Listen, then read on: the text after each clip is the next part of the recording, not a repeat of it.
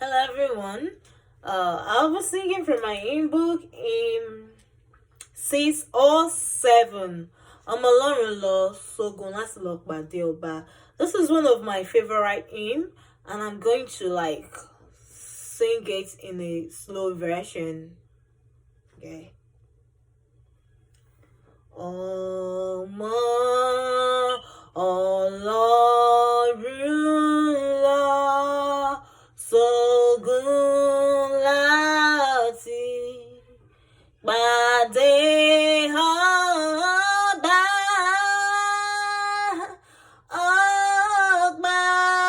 Ọgbàgùnwà sí ìfẹ́lẹ́lẹ́ ta ni ó ṣọmọgùn rẹ̀.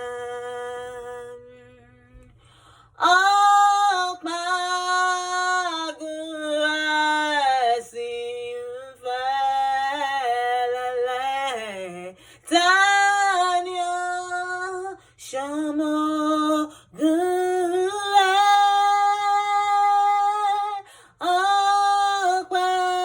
Ọgbàgùnwà sí ìfẹ́lẹ́lẹ́ ta ni ó ṣọmọgùn rẹ̀. Ẹni tó lè mú àgọ́nà tó lè borí wàhálà tó lè gbé àgbélébùú rẹ̀ tó pé kò gbóhùn ńlá tó lè gbé àgbélébùú rẹ̀ tó pé kò gbóhùn ńlá tó lè gbé àgbélébùú rẹ̀ tó pé kò gbóhùn ńlá. Madrid kìíní tí ó kọkú tó ra rúṣì sílẹ̀ torí Olúwa rẹ̀ lókè nínú ìwòwà ikú. Ó ń bẹ̀bẹ̀ fáwọn tó ń pàlọ́. Ta ni lè ṣe bí rẹ̀? Ó ń bẹ̀bẹ̀ fáwọn tó ń pàlọ́. Ta ni lè ṣe bí rẹ̀? Ẹgbẹ́ mímọ́ àwọn wọ̀nyí tẹ̀mí mímọ́ balẹ̀. Àwọn akọni méjìlá tí kò kà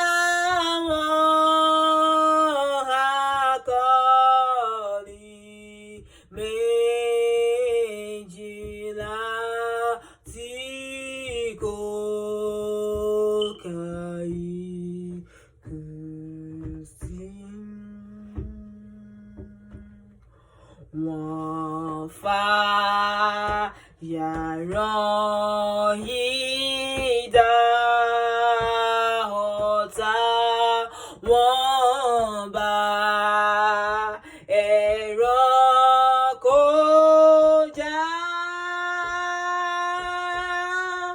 Wọ́n fọ́rùn wọlé fún kúta ní lè ṣe bí wọ́n. Wọ́n fọ́rùn wọlé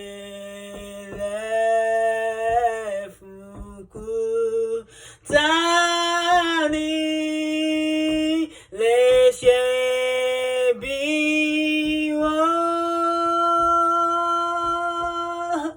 Wọ́n fọ́rùn wọlé fún kúta ní lè ṣe bí wọ́n.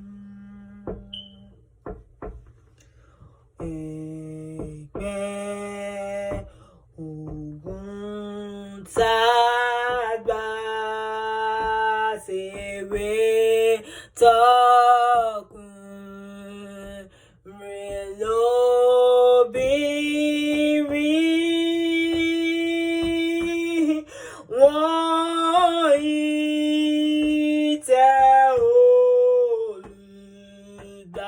Olùgbàlà ká, wọ́n wọ aṣọ funfun. Wọ́n yìí tẹ Olùgbàlà ká, wọ́n aṣọ funfun. Wọ́n yìí tẹ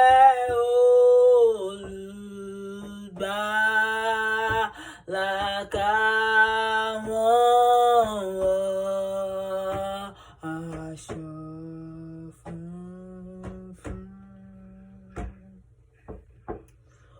Wọ́n dé òkè ọ̀run gíga nínú ṣẹ́ àti pọ́njú.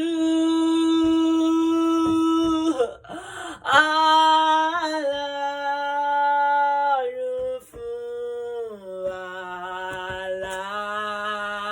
alágbára ká lè ṣe bí wọ́n.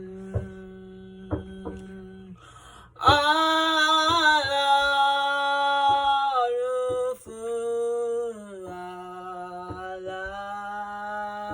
alágbára ká lè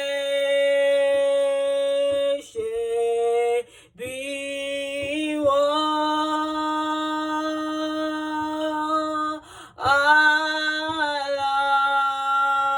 Ọlọ́run fún alágbára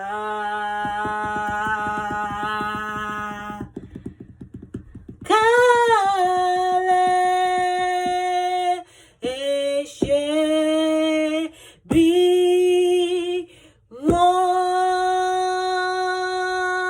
wọ́n.